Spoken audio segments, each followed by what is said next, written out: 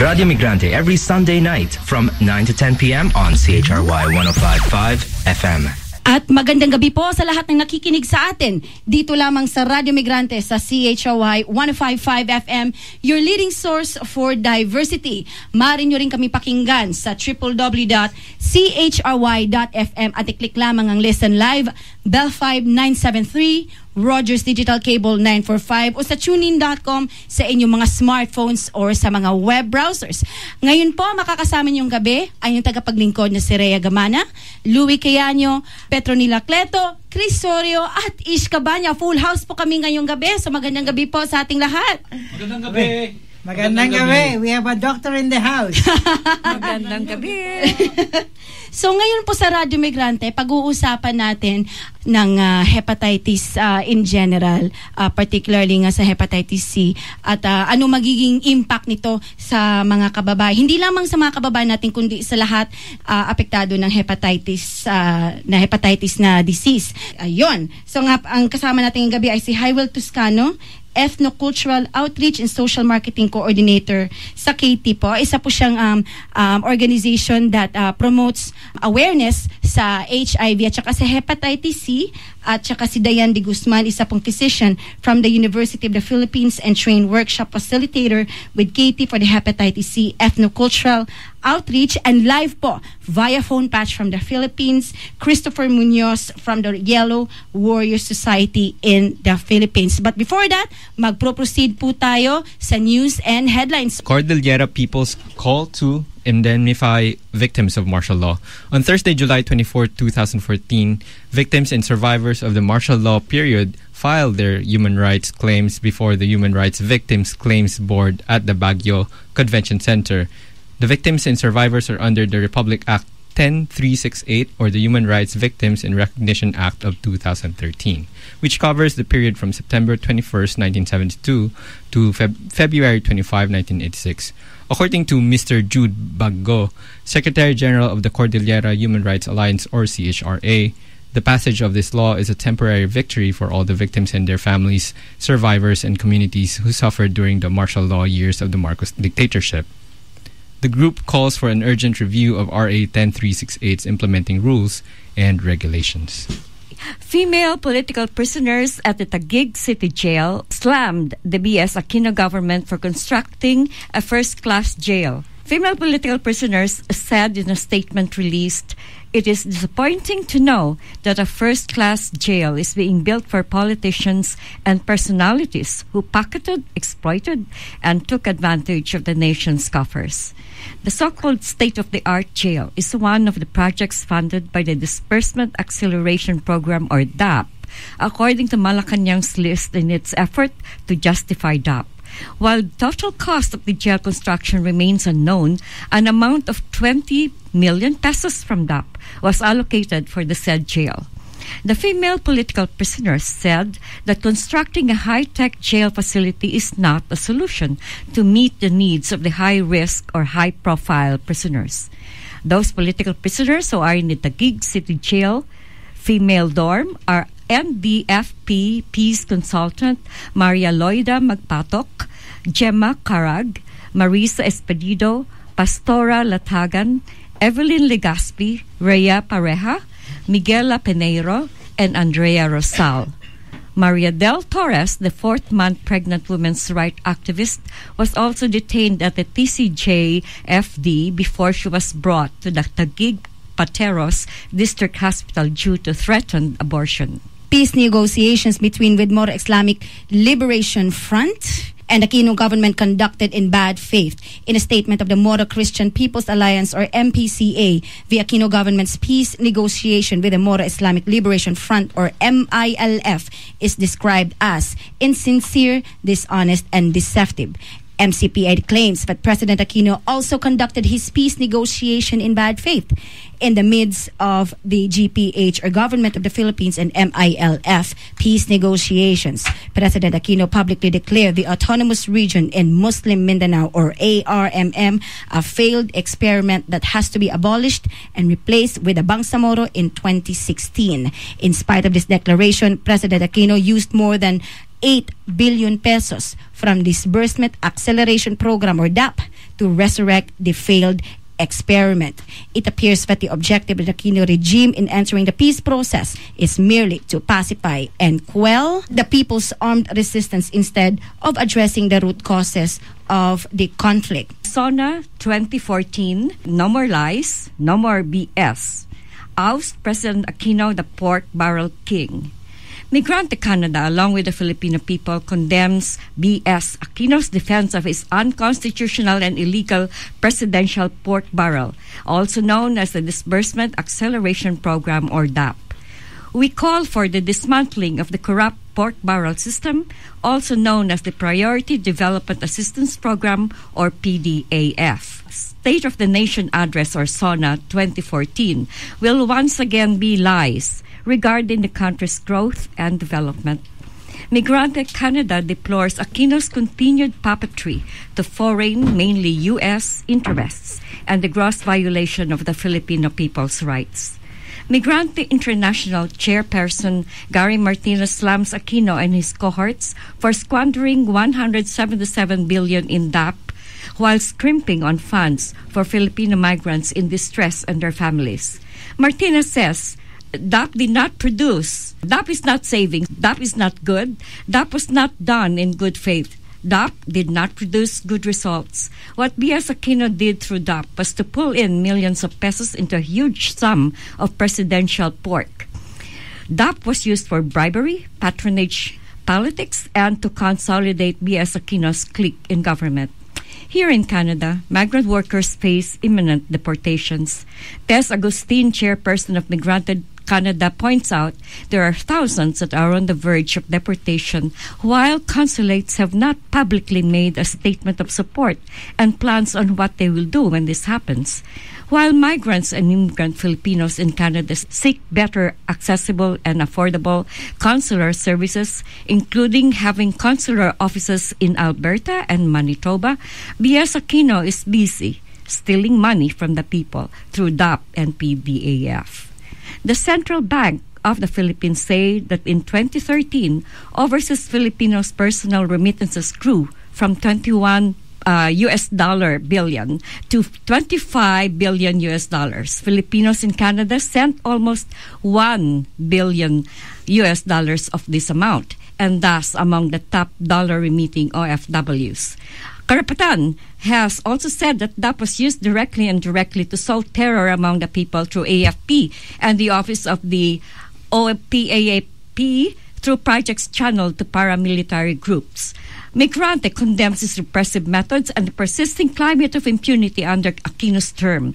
With 204 victims of extrajudicial killings from July 2010 to June 2014, Migrante Canada vehemently denounces B.S. Aquino for bringing back the U.S. military through the PHUS Enhanced Defense Cooperation.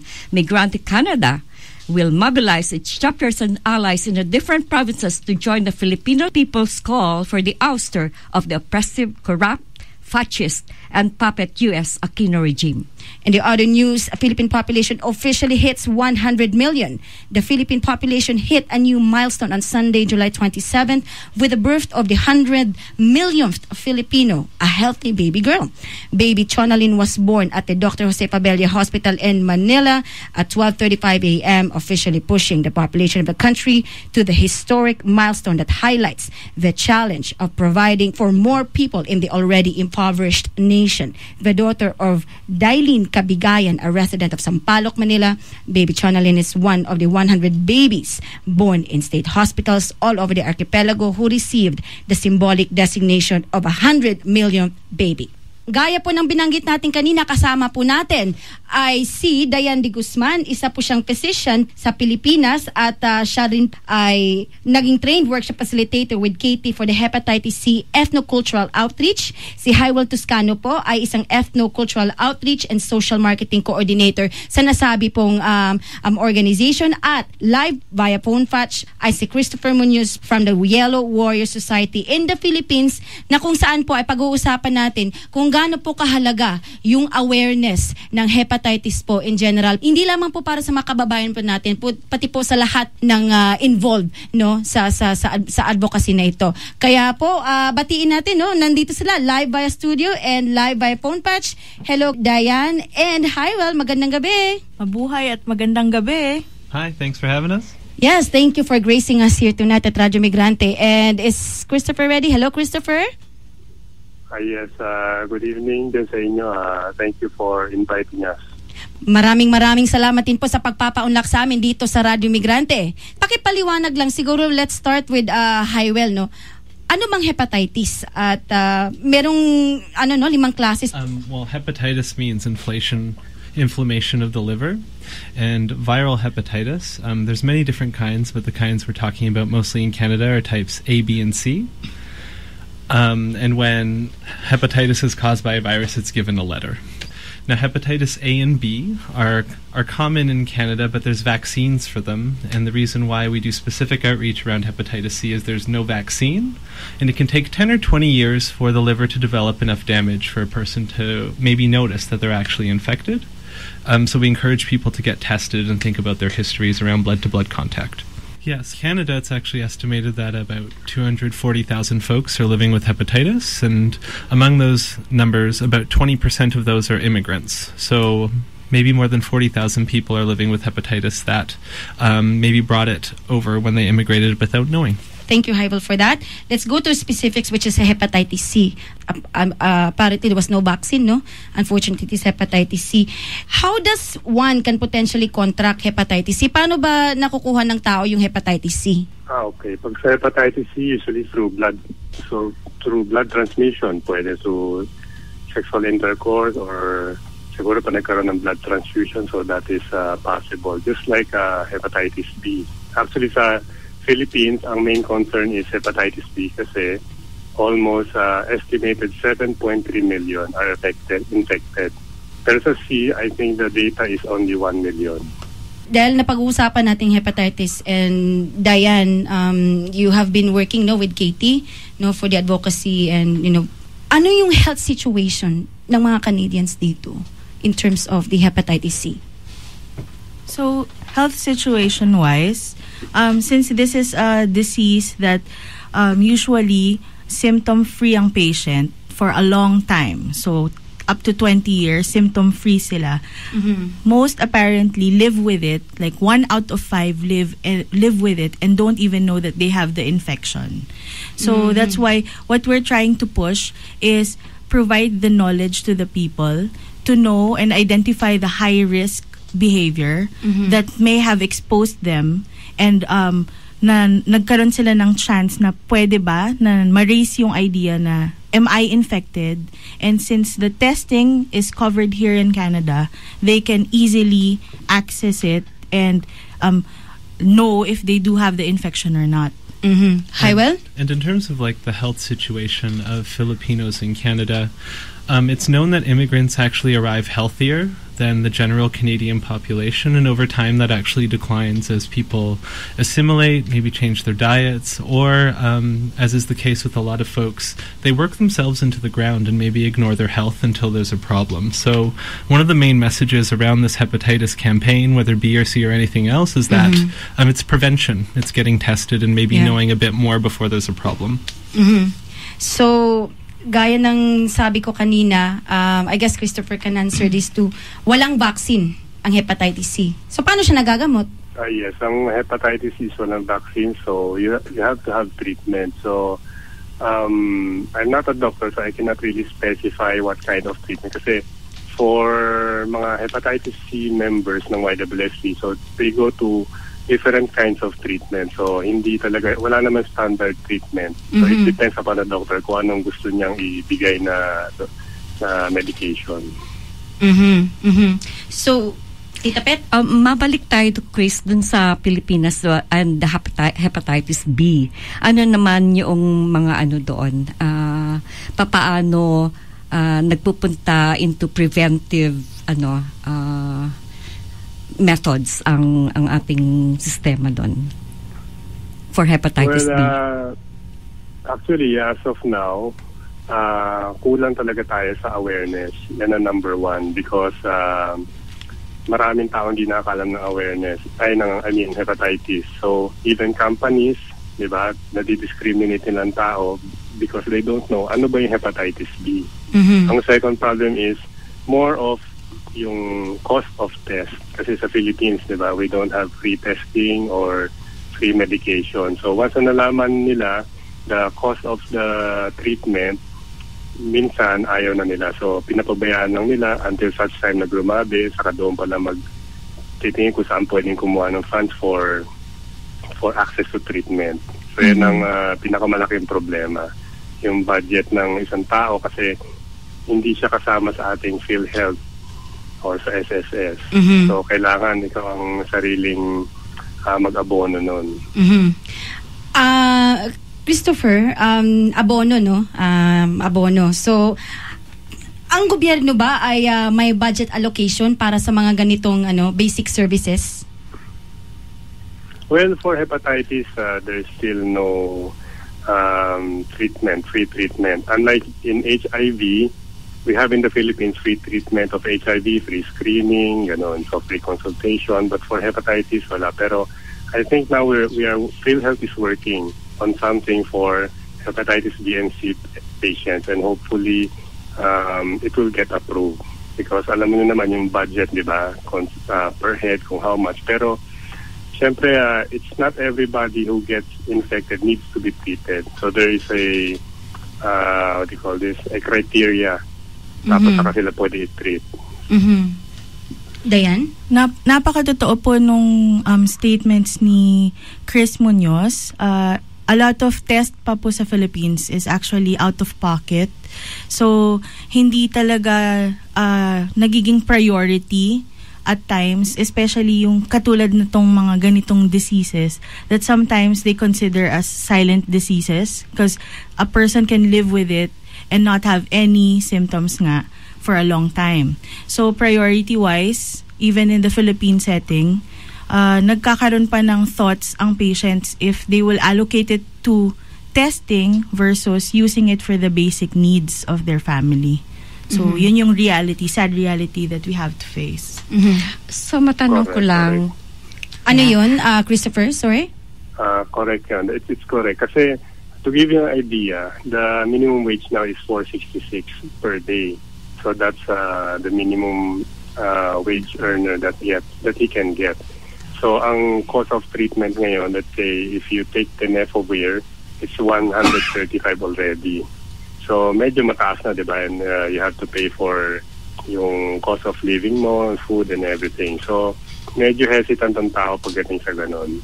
Wala pa yung doon. It's not, you have to get tested, then you have to have yung mga ultrasound, HPV DNA. So, very expensive. Kaya napapabayaan ng tao.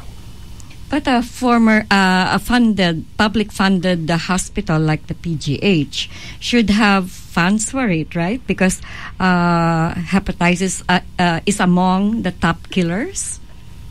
Isn't that right? At PGH, as of now, there is really, free consultation there is. But if you say free diagnosis, you have to pay for it. Although, it is much lower when you get it done in PGH. In terms of mortality rates as well, hepatitis can ultimately lead to liver cancer, and that is actually on the rise, and it's becoming one of the most common way people are passing in terms of cancer. So, Diane? So, mabalik lang po ako dun sa interesting fact that Chris mentioned about the minimum wage is 166 pesos a day. Is that per day? No, it's 466. 466 per day. And the cost of the one tablet, the lowest is $135. So 466 is roughly $12 in Canadian. So we can just imagine how the burden financially will be for the person. Plus, I also did my training in PGH, and although you get good care and the doctors are really good, medyo salat lang din talaga sa resources, unfortunately, budget-wise. So kung ganito ang kalagayan ng ating mga kababayan sa Pilipinas, ano talaga ang alternative na pwede nilang gawin? Sa sakit na ito, no? Kung sinasabi natin na yun ngang sweldo ng ating mga kababayan hindi nakasasapat, meron bang alternatibo na pwedeng gawin para yung ganitong sakit ay kung hindi man malunasan kaagad, ma-minimize, Doktora? So, ang nakikita ko po kasi na pinakamatipid na paraan is prevention. And the key to prevention will be patient education. So, let them know what high-risk behavior or kinds of things or exposure that can lead to the disease. Because if they know this, sabi nga nila, knowledge is power, they will be able to avoid it and not get the disease. Unfortunately, we still see cases of people dying from hepatitis because it can lead to cirrhosis, which is irreversible liver damage, or it can eventually lead to cancer.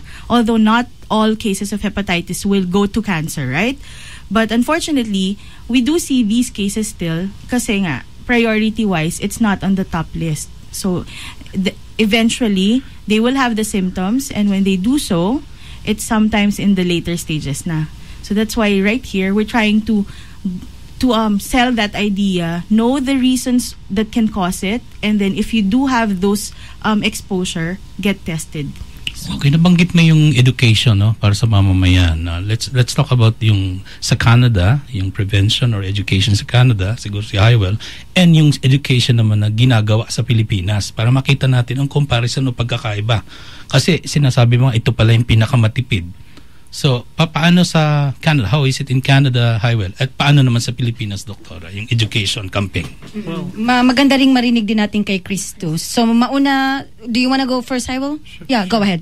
Well, it was interesting starting this work in terms of hepatitis because it is one specific health issue, but because immigrants aren't often approached around these kind of topics, we felt that we couldn't work in this in isolation. And in, say, a 2-hour workshop, we actually spend a whole hour just talking about immigrant health, and then we talk about hepatitis. And like Chris was mentioning, there's a lot of socioeconomic factors at play in terms of the time and resources that people have to take care of themselves and also access healthcare. So I did mention that immigrants arrive healthier and that declines over time. There's cultural and linguistic barriers to people accessing healthcare here.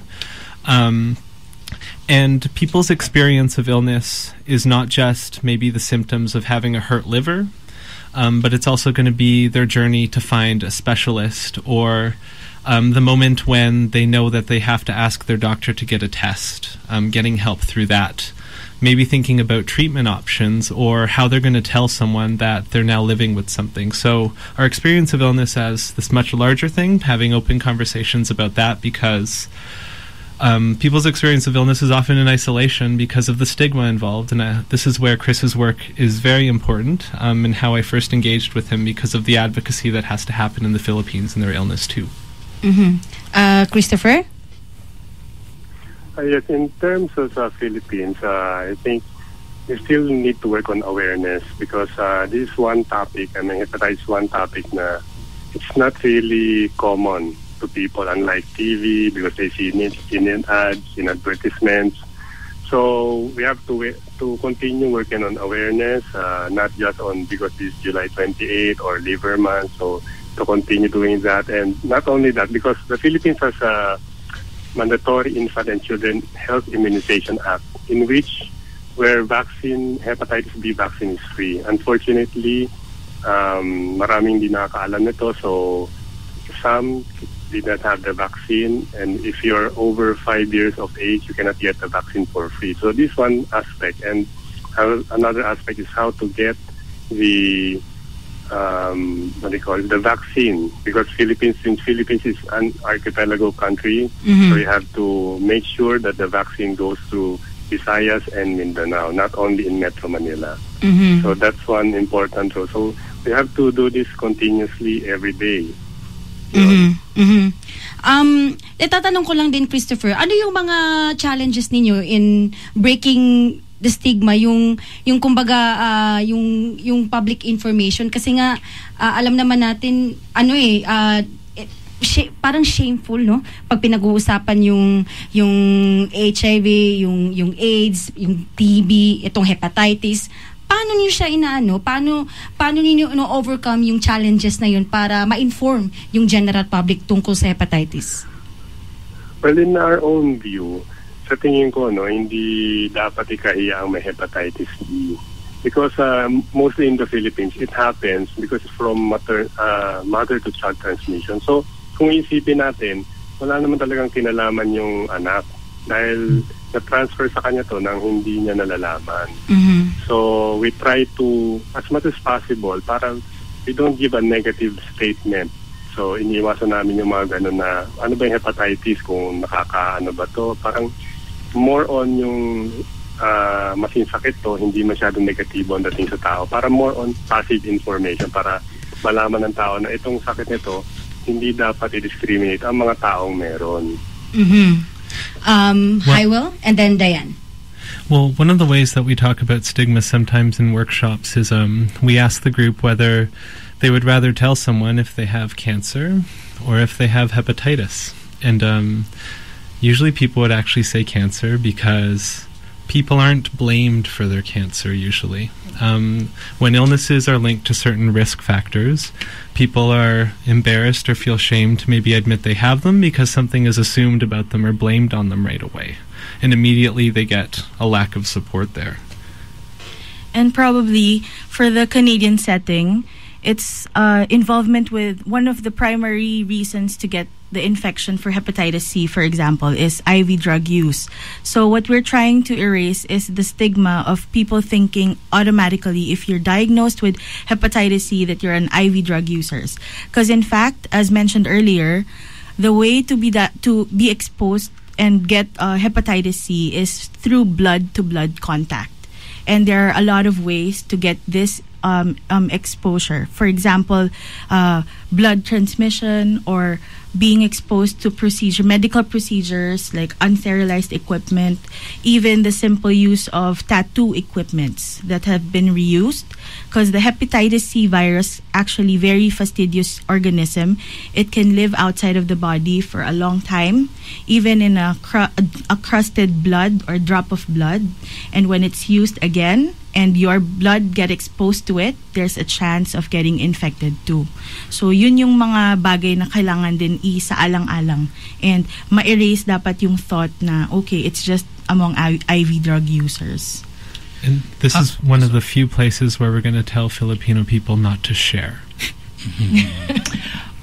Balik, itong tanong to para kay Chris, kasi you're on the ground, ikaw yung talagang nakakakita dyan sa ating mga kababayan, no? Ano sa tingin mo talaga ang kagyat na tulong na kailangan ng ating mga kababayan para mula sa gobyerno? Kasi sinabi mo nga ang isa lang na malaking sigurong kahit sa batas, isa lang yun, no? Yung immunization act, isa lang nasa batas. Pero bukod dun sa legislature, kung ano yung magagawa dun, ano pa yung pondo na kailangan para sa ating mga kababayan? Well, ang unang, since may batas na tayo, para sa akin, kailangan we make sure we implement it fully. I mean 100%.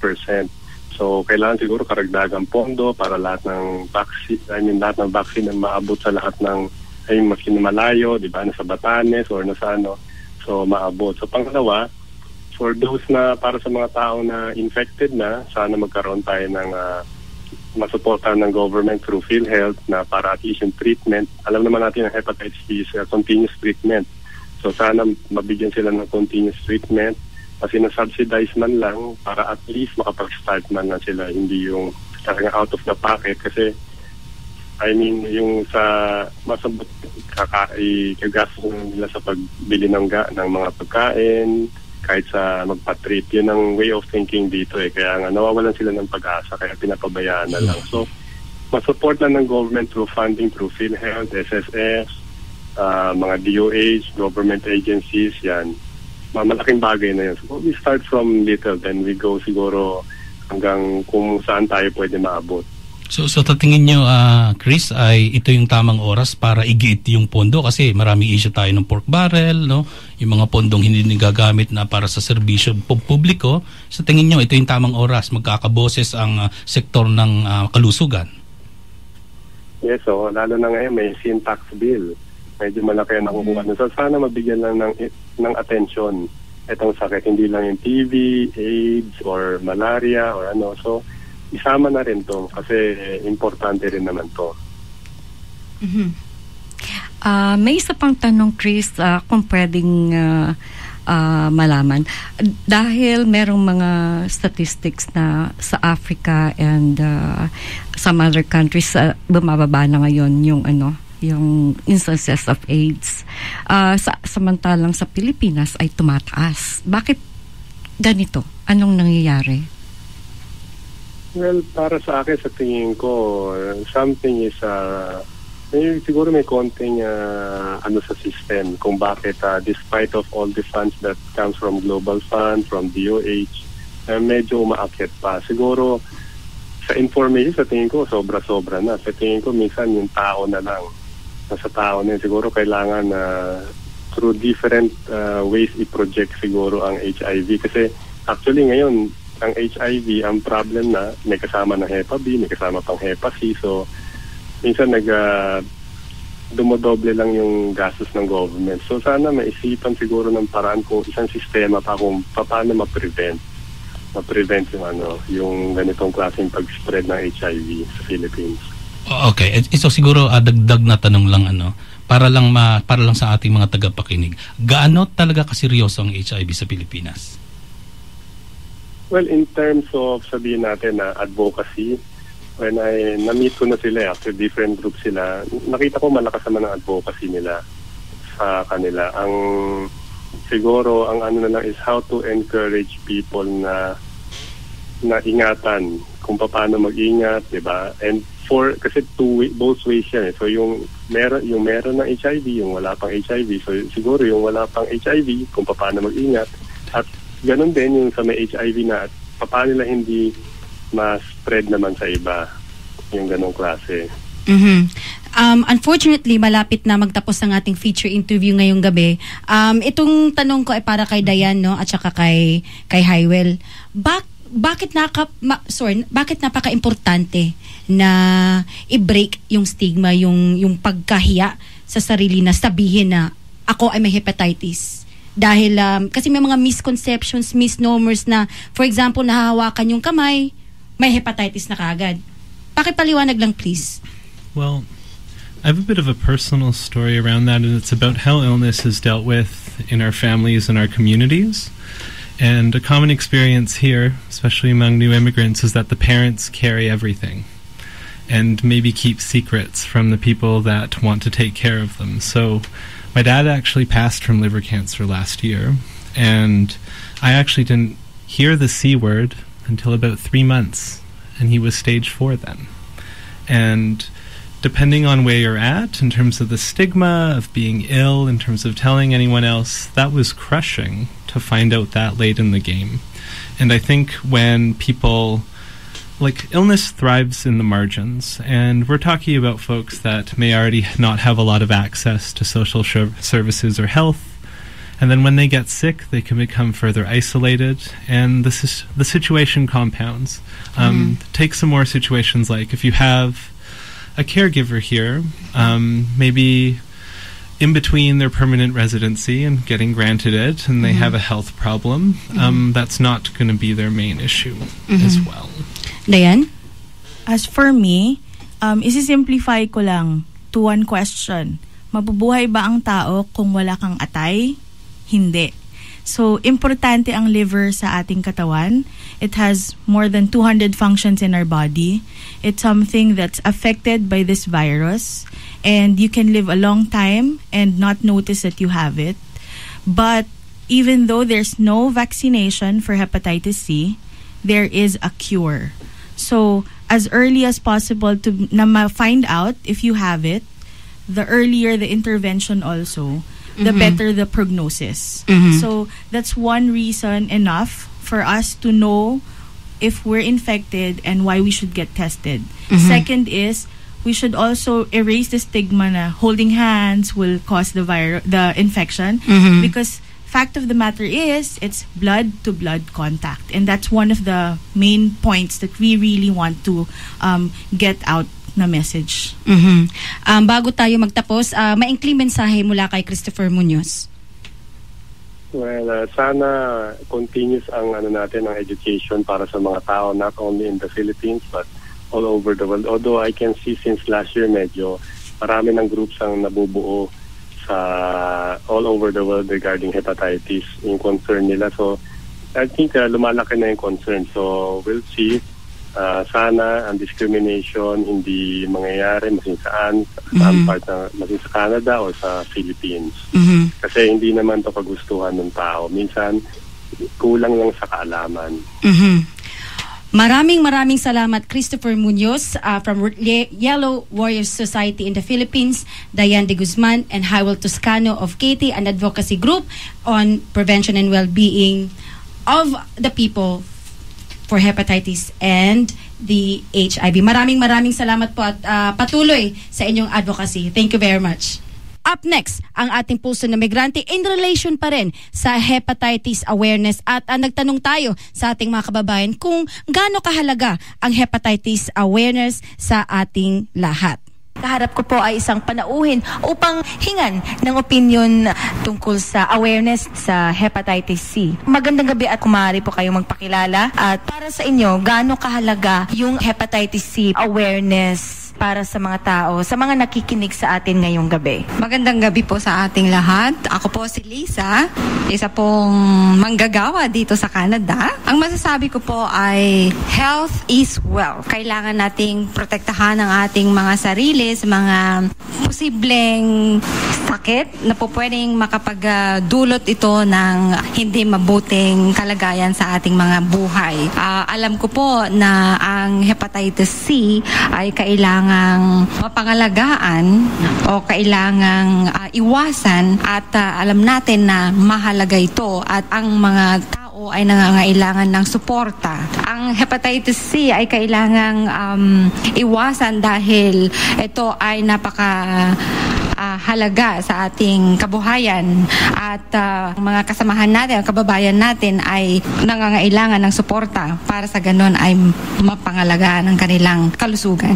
Iyon, Rhea, alam natin na napakamahal ang gastusin para sa ganun ay mapangalagaan ang ating kalusugan, kaya ang common tao ay kulang ng kakayahan para magpagamot. Kaya ang dapat nating tutukan ay humingi ng tulong or assistance sa ating gobyerno para ang ating mga kababayan ay makakuha ng karapatang tulong o suporta para mapangalagaan ang kanilang kalusugan. Maraming salamat, Lisa. Ako si Joy, isang manggagawa dito sa Canada, and I would say kailangan natin maging aware sa hepatitis C kasi wala siyang lunas sa ngayon. Pero kung tayong mga mamamayan, malalaman natin kung ano itong sakit na ito at kung ano ang pwede niyang ibigay sa atin, which is nakakamatay siya. So, kailangan natin malaman kung paano natin siya may iwasan at kung sino man yung merong sakit na ito, kailangan nilang magsalita kasi makakatulong din sila. Lalo sa kanila, makakatulong sila kung paano may iwasan. Kailangan nilang kumonsulta sa doktor. Tapos, syempre sa mga doktor din. Kasi habang tumatagal, as days goes by, pinapag-aralan ng mga doktor kung ano yung mga kailangang gawin, kung ano yung ikaka-improve at saka kung ano yung magiging lunas, kung ano yung gamot na pwedeng pamuksa sa sakit na yon. So, kung sino man ang meron nito, mas maaari pong or mas makakatulong kayo na makalunas at makasugpo sa sakit na ito. At sa ating na wala nitong sakit na ito, kailangan nating maging aware at maging handa para maipamahagi din natin sa ibang tao na hindi abot ng siyensya. Pwedeng through sa atin, maiabot natin yung knowledge about it. So, yeah, yun lang ang masasabi ko for that matter. Salamat, Joy. Okay, yun po ang ating Pulso na Migrante. Siguro last words, no, synthesis dun sa mga pinag-usapan natin. Why don't you go ahead, Ish? Yeah, I think yung sa guests sa Pulso ng Migrante have said a lot about the awareness portion of the disease. We also have to look at it dun sa economic perspective, that it still is related with how treatment is being accorded and processed para dito sa mga common na tao na hindi aware dito sa ganitong klaseng condition. Lalo na doon sa nangyayari sa atin sa Pilipinas na talagang maliit ang service tungkol dito sa hepatitis, no? Lalo na doon sa promotion nga nito, tulad ng sabi ni Chris. Kung iisipin mo ng isang kaso pa rin ito sa isang first world country na tulad ng Canada na meron stigma yung disease na yan, na katulad nga na sabi ng ating resource person dito si Highwell. Ang nangyayari dito, paano pa kaya sa Pilipinas, no? So maraming mga problema na kailangan talagang tignan ng ating Pangulo doon sa kanyang budget na binibigay sa mga tao. Kasi napaka-importante ng health para sa nakasalalay ang ating buhay, di ba? Importante nga yung magkaroon ng kabuhayan na mas maangat. Pero mas kailangan yung kalusugan dahil paano pa ang gagawin mo kung ikaw ay namamatay na, di ba? May dagdag ba kayo, Dayan? Marami tayong iniisip pag dumadating tayo sa bagong bansa. How to make sure that our family is okay, how to make sure that we become stable, especially financially. And usually, the health aspect takes a back seat. But in reality, I agree with what Tita Pet said. Kung mawala ang health, sabi nga nila, health is wealth. Kapag ito mawala na, hindi na natin siya mapapakinabangan kung ano man yung what we're trying to invest on. So, ito yung dapat isa sa mga clearly part ng priorities natin, even if we're trying to settle down as new immigrants or as new parents or kung ano man. Highwell? Well, we're on Migrante, and I just wanted to talk a little bit about immigrants in Canada, where Canada needs our labor to grow, but it doesn't necessarily have the resources or ability to address our health needs and take care of all of those things. So there's going to be some situations where folks are either going to have to ask for help or offer support to others. So in terms of dealing with any health issue, whether it's diabetes or your heart or your liver, if you're worried about it, get some information, try to make some decisions, and get tested. And then you can figure out what to do from there. And it's all pretty straightforward, but folks don't have the time if they're just surviving, no matter where they are in the world. If you don't have time to take care of your health, it's going to catch up to you eventually. And I also like what Dr. said earlier when we were off air. It's a partnership between the patient and the doctor or the healthcare professionals, ideally. Tapos, dapat talaga kasi basic na service ito na nakukuha ng mga tao from the government, from the state itself, which goes back to happening in the Philippines with the disbursement acceleration program being allocated to stem cell research, which is not the priority dapat ng government right now. At saka magmatsyag tayo kasi ngayon ay ngayong araw na ito sa Pilipinas ay July 28 at ngayon nakatakda na magsalita ang Pangulo sa State of the Nation address. So ito dapat ang isa sa mga priorities ng Pangulo, yung basic social services kagaya ng healthcare na affordable, kung hindi man libre sana para sa mga kababayan nating naghihikaros at naghihirap. So malapit na tayo magtapos sa ating show ngayong gabi. Meron tayong mga community listings. So Ish, why don't you go ahead first? Yes. You read everything. Oh, okay, sure. Okay. And the assault on Gaza, break the siege, free Palestine. Israeli forces have now killed more than 1,000 Palestinians, including over 170 children, wounded over 6,000 and displaced over 200,000 people in Gaza. Protests are being organized in cities around the world to respond to Israeli war crimes and to call for an immediate military embargo in Israel, as they did during Israel's attack on Gaza in 2008 and 2009 that killed over 1,400 Palestinians. The Canadian government is once again giving its full and critical support to Israel. The Coalition Against Israeli Apartheid is calling on all people of conscience to condemn Israel's war crimes and Canadian support for these massacres. This solidarity with Gaza is a citywide protest and march on July 30th, 6 p.m. Yonge in Dundas. Next up, call for submissions. Toronto-based literary collective Akdaan is calling for writers of Filipino descent in Canada and the United States and from various migrant workers communities to submit your works under the theme of migration and migrant labor. Works will be published in December of this year. Please email your entries to grupongakdaan@yahoo.ca or you can look up Akdaan TO in Facebook.